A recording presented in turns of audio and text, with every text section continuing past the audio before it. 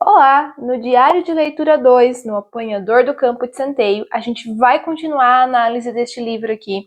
Eu li mais alguns capítulos e eu vou trazer para vocês tudo o que aconteceu e como que está sendo essa leitura. Bora pro vídeo! Olá, eu sou Julia Nardi e neste canal eu falo sobre livros, leitura, viagens e muito mais. Se você gosta desse conteúdo, não deixe de se inscrever aqui embaixo e deixar o seu curtir. No primeiro diário de leitura que eu fiz, O Apanhador no Campo de Centeio, a gente estava introduzindo ao Holden, que é o protagonista, aos seus problemas na escola, seus problemas familiares e tudo mais. Agora aqui eu prossegui e li mais 8 capítulos, então a gente chegou até o capítulo 10 da história. Tem várias marcações aqui que eu já fiz nesses capítulos, ó, tem muita coisa aqui bem interessante que eu já demarquei. E a primeira coisa, se você ler de um modo mais raso, sem se aprofundar, isso aqui parece, sabe aquelas séries que tem somente em Netflix, assim? Eu já assisti algumas, onde os adolescentes têm que descobrir ou desvendar alguma coisa, que todo mundo corre um risco de morrer, e tem toda aquela trama por trás, assim, eles fazem de tudo, e os pais e os diretores de escola e tal, parece que são mero figurantes, ninguém tem ação nenhuma, todo mundo ali faz o que quer e nada acontece. Basicamente isso, os alunos correm solto, assim, os adolescentes correm solto também, é mais ou menos isso. É como se não tivesse realmente alguém responsável, alguém que tomasse conta. Parecia mais alguma coisa nesse sentido, sabe? Aquela série americana, bem padrãozinha mesmo. Só que se você olhar mais profundamente, se você começar a analisar aqui, a gente vai pegando tanto detalhe, a gente vai pegando tanta coisa. O primeiro ponto é, quando eu terminei o diário de leitura 1, eu falei, eu não gosto do Holden, eu acho ele extremamente chato e reclama de tudo. Não vai mudar, tá bom? Prosseguindo aqui na história, isso não vai mudar, ele vai continuar um reclamão. Porém, o que a gente vai ter aqui? A gente vai ter a introdução de novos personagens. Eu achava que aqui a gente já teria o aparecimento dos pais dele e tudo mais, mas a gente ainda não tem, nem dos irmãos e nem dos pais, a gente ainda não chegou lá. O que se passou aqui? A gente tem a introdução de alguns colegas de escola. Então, o colega de quarto dele, que nesse colégio que ele estuda, que tem aquela frase maravilhosa que eu comentei no vídeo passado, eles dormem lá. Portanto, nesta escola, ele tem um colega de quarto. A gente é introduzido também a este colega aqui. Ele é um cara que se acha, ele é um cara... Isso tudo, claro, pela visão do Holden. Mas ele é um cara, assim, bem egocêntrico, ele acha que tá todo mundo ali a favor dele. É um cara, aquele típico de série mesmo, sabe? E ali a gente tem o vizinho do quarto, eles têm um acesso ali através do banheiro, que é compartilhado. E aí nesse banheiro compartilhado tem o vizinho do outro lado, que é um cara descrito como muito nojento, um cara que não liga muito pra higiene, tem muitas espinhas, o Rodão fala toda hora disso. E aqui a gente tem duas personalidades bem interessantes. Você fala com a pessoa, mas a pessoa parece que não te ouve. É cada um meio que por si ali. Ninguém tá nem aí pra regra nenhuma. Nenhuma. Basicamente, ninguém merece ali nossa, estou encantada por esse personagem. Basicamente, não existe isso.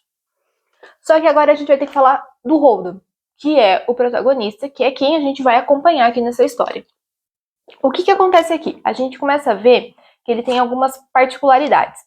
Neste momento, eu vi ele entrando num certo entusiasmo. Um primeiro momento onde ele não está reclamando, criticando ou desferindo aquelas sábias ironias que ele coloca ao longo da história, que é pela menina com quem o seu colega de quarto irá sair.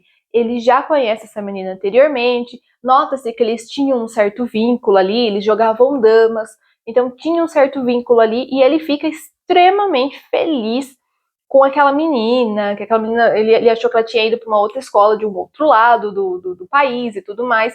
Então ele fica maravilhado quando ele recebe a notícia de que ela está ali por perto. No entanto, ali a gente começa a levantar a primeira pontada de ciúmes. Ele não admite isso aqui na história, mas ele leva aquela coisa de ciúmes. Eu não sei se é um ciúmes amoroso ou um ciúmes de proteção, eu ainda tô em dúvida.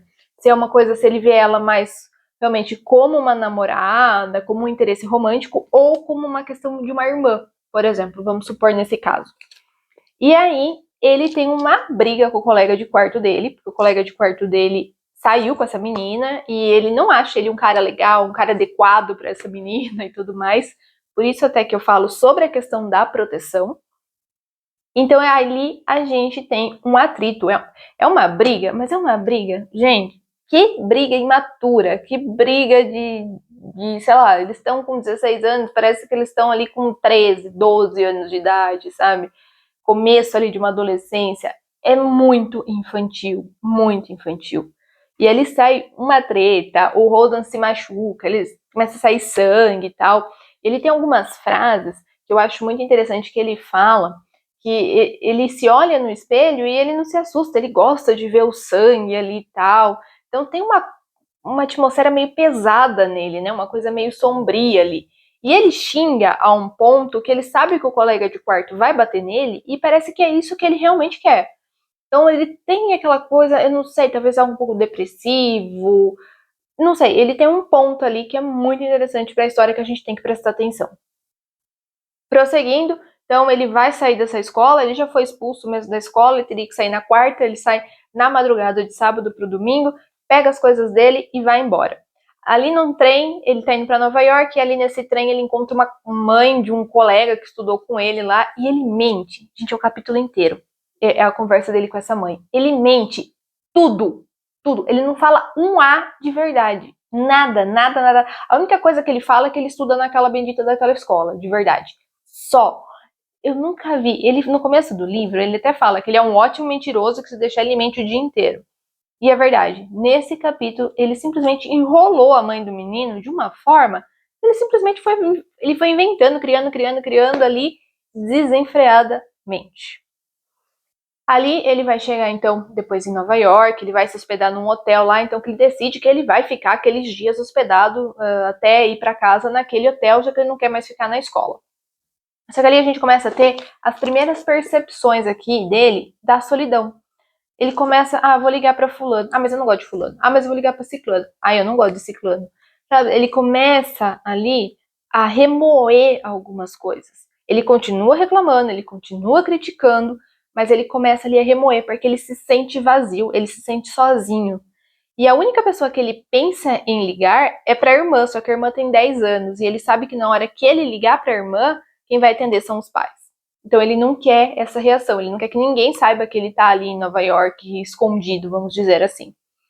Então temos esse ponto. Ele também tem muito afeto pela irmã. O que ele não tem pelo irmão mais velho, que é o escritor, que tá morando em Hollywood, ele tem pela irmã. E ali a gente também descobre, em um dos capítulos aqui, ele fala sobre o irmão. Ele tinha também um irmão um pouquinho mais novo, 2 anos mais novo, que ele se dava super bem com esse irmão. Esse irmão veio a falecer, teve uma leucemia e veio a falecer. Então eu sinto que nesse ponto do irmão, ele teve um trauma. Porque quando o irmão faleceu, ele saiu rebentando as janelas da casa, ali da garagem, ele quebrou tudo e ele queria quebrar também do carro que eles tinham ali. Então você percebe que isso foi um ponto muito traumático para ele e ele carrega isso com ele até hoje. Então talvez seja por isso que quando bateram nele, ele viu o sangue e ele ficou maravilhado com aquilo, sabe? Eu acho que seria essa a palavra, ou algo bem similar. Então a gente tem essa personalidade, ela é bem difícil, ele é uma pessoa muito solitária, ele reclama, tudo ele critica, ele tece críticas. Ele é bem um adolescente, sabe? Aquela bem raiz adolescente mesmo, onde nada tá legal, nada gosta, nada. Aquela fase mesmo da adolescência. Parece que é muito isso, é muito essa essência aqui. E a gente nota também o vocabulário, né? A escrita do autor aqui, do Salinger, neste livro, você nota realmente como tem um impacto, né? O vocabulário aqui que é trazido para representar muito bem esse adolescente.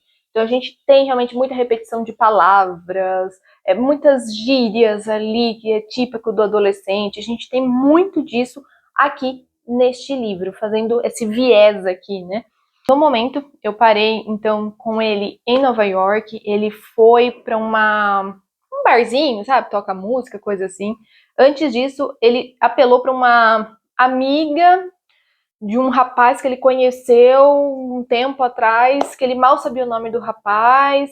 Essa amiga, vamos dizer assim, é uma amiga uma amiga que você paga para essa amizade, e ele não conseguiu essa amiga, mas você nota que na verdade ele queria alguém para conversar. Era justamente isso que ele queria alguém para conversar, alguém para passar um tempo, coisas mais ou menos nesse sentido. E aí ele vai para essa festa, né, que eu comentei, ele vai nessa festa, e ali ele encontra 3 meninas ali e tal, ele acaba dançando com elas, mas as 3 também são bem... Elas estão ali naquela festa procurando celebridades, é uma cabecinha bem devagar ali, não tinha nada muito ligado a ele, nenhuma conexão surgiu ali, sabe? E ele sente isso, né?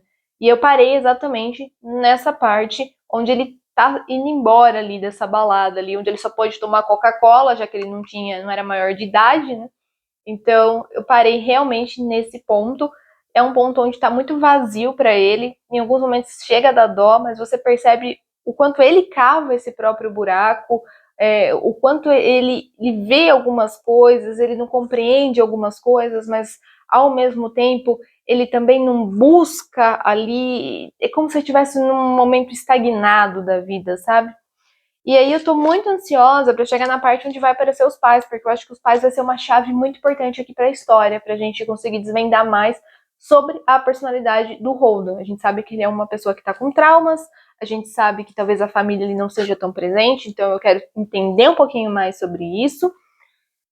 E vamos seguir aqui. Por enquanto parece, a grosso modo, né, uma história adolescente, mas a gente sabe que não é. Ele tá realmente mais profundo aqui. Bom, segundo diário de leitura foi isso. Cheguei até o capítulo 10. O próximo eu pretendo ler mais os próximos 8 capítulos. Então, quando eu tiver para começar o 19, eu venho aqui e gravo mais um vídeo para vocês, o terceiro diário de leitura. Espero que vocês estejam gostando dessa proposta, uma proposta nova para a gente trazer aqui passo a passo dos livros. Agora a gente está no Apanhador no Campo de Centeio. Talvez eu traga um próximo, se vocês gostarem desse formato, né? Eu agradeço para quem assistiu até aqui. Continue acompanhando essa série e não deixe também de se inscrever e de curtir. Muito obrigada e até o próximo vídeo.